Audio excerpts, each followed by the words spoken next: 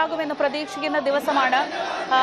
കഴിഞ്ഞ ദിവസം ചേർന്ന അടിയന്തര സിൻഡിക്കേറ്റ് യോഗത്തിലെ തീരുമാനങ്ങൾ റദ്ദ് ചെയ്തേക്കും എന്ന വിവരങ്ങൾ വരുന്ന ദിവസമാണ് ഇങ്ങനെ സംസ്ഥാന വ്യാപകമായി സർവകലാശാലകളിൽ SFIയുടെ പ്രതിഷേധം. അത് ഒരുപക്ഷെ നേരത്തെ അറിയിച്ചിട്ടൊന്നും ഉണ്ടായിരുന്നില്ല. ഇത്രയും വലിയൊരു പ്രതിഷേധത്തിന്റെ കാര്യം സംസ്ഥാന വ്യാപകമായി ഉള്ളത് അറിയിച്ചിട്ടുണ്ടായിരുന്നുമില്ല. സ്വാഭാവികമായി ഈ നടപടിക്ക് മുന്നോടിയായുള്ള SFIയുടെ വലിയ പ്രതിഷേധം അങ്ങനെ തന്നെ വേണ്ടേ കാണാൻ?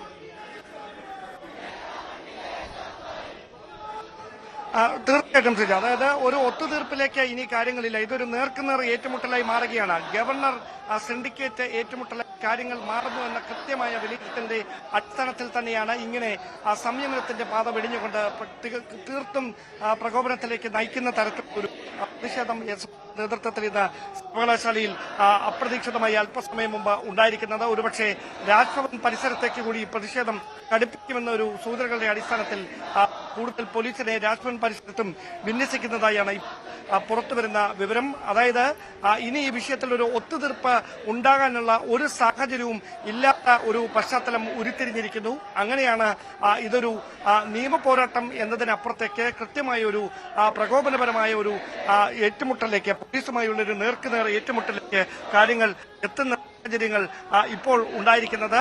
പ്രവർത്തകർ കൂട്ടമായി മുദ്രാവാക്യം വിളിച്ചുകൊണ്ട് വൈസ് ചാൻസലറുടെ ഓഫീസ് പരിസരത്തേക്ക് അതിനടുത്തേക്ക് എത്താനുള്ള ഒരു നീക്കം നടത്തിയെങ്കിലും കൂടുതൽ പോലീസിനെ അവിടെ വിന്യസിച്ചുകൊണ്ട് അവരെ ചെറുക്കാനുള്ള ശ്രമമാണ് പോലീസ് നടത്തിയത്. പക്ഷേ ഒരു ഘട്ടത്തിൽ അത് ലാത്തി ചാർജിലേക്ക് വരെ കടന്നേക്കുമെന്ന അത്തരത്തിലുള്ള ഒരു സാഹചര്യം ഉരുത്തിരിഞ്ഞു. പക്ഷേ പോലീസ് അങ്ങനെ ഒരു പ്രകോപനത്തിലേക്ക് കടന്നില്ല. ഇപ്പോഴും പ്രവർത്തകർ കൂട്ടം കൂടി നിന്ന് പോലീസിന് നേർക്ക് മുദ്രാവാക്യം വിളിക്കുകയാണ്. അതിനിടയിലാണ് പോലീസിനെ കണ്ണുവെട്ടിച്ചുകൊണ്ട് പ്രധാന കവാടത്തിന് സമീപത്തുകൂടി ഏതാനും പ്രവർത്തകർ അകത്തേക്ക് കയറിയത്. പക്ഷേ അല്പസമയത്തിന് ശേഷം അവിടെ ഗ്രില്ലുകൾ ലോക്ക് ചെയ്തിരിക്കുന്നതിനാൽ മറുവശത്തുകൂടി അവർ വീണ്ടും പുറത്തേക്ക് എത്തി പ്രധാന കവാടത്തിലെത്തി മുദ്രാവാക്യം മുഴക്കുകയാണ്. ഒരുപക്ഷെ തുടരാൻ പോലീസ് അനുവദിച്ചിട്ടില്ല. അങ്ങനെയാണെങ്കിൽ ഇവിടെ കൂടുതൽ പോലീസ് ബസ്സുകൾ എത്തിച്ചുകൊണ്ട് പ്രവർത്തകരെ അവിടെ നിന്ന് അറസ്റ്റ് ചെയ്ത് നീക്കാനുള്ള ശ്രമമായിരിക്കും നടത്തുക. എന്തായാലും 2 ഡെപ്യൂട്ടി പോലീസ് കമ്മീഷണർമാരുടെ നേതൃത്വത്തിലാണ് ഇവിടെ പോലീസിനെ വിന്യസിച്ചുകൊണ്ട് പ്രവർത്തകരെ നിയന്ത്രിക്കാനുള്ള ഒരു നീക്കം പുരോഗമിക്കുന്നത്. കേരള കാലിക്കറ്റ് വിസിമാർ രാജിവെക്കണം, ഗവർണറുടെ ബലത്തിൽ നടത്തുന്ന ഇത്തരം അധികാര പ്രയോഗങ്ങൾ അനുവദിക്കാനാവില്ല തുടങ്ങിയ കാര്യങ്ങൾ ഉന്നയിച്ചുകൊണ്ടാണ് സംസ്ഥാനത്തെ 4 സർവകലാശാല ആസ്ഥാനത്തേക്ക് ഇന്ന് SFI പ്രവർത്തകരുടെ മാർച്ചും പ്രതിഷേധവും ഒക്കെ നടന്നത്.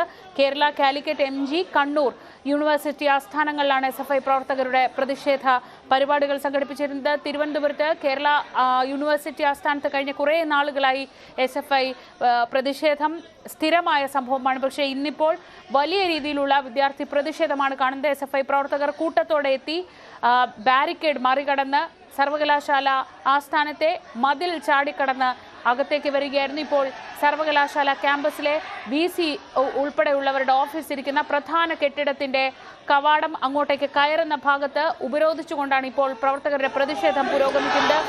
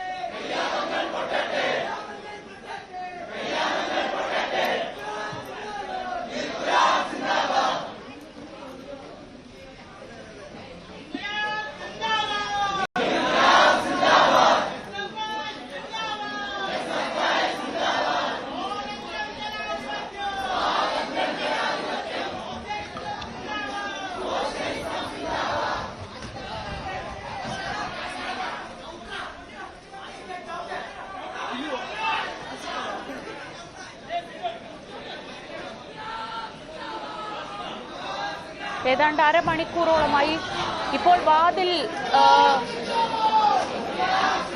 തള്ളി തുറക്കാനുള്ള ശ്രമമാണ് SFIയുടെ പ്രവർത്തകരുടെ ഭാഗത്തു നിന്ന് ഉണ്ടാവുന്നത്. കൂടുതൽ പോലീസ് അങ്ങോട്ടേക്ക് എത്തുന്നു. ഒരു ബലപ്രയോഗത്തിലൂടെ തന്നെ വിദ്യാർത്ഥികളെ അവിടെ നിന്ന് മാറ്റാനുള്ള ശ്രമമായിരിക്കും ഇനി ഉണ്ടാവുക. ഡാൻ, അവിടേക്ക് കൂടുതൽ പോലീസ് എത്തുന്നത് കാണാം. ഒരു നടപടി ആവശ്യമെങ്കിൽ ആ തരത്തിൽ തന്നെ വിദ്യാർത്ഥികളെ അവിടെ നിന്ന് മാറ്റാനുള്ള ശ്രമമാണെന്ന് തോന്നുന്നു.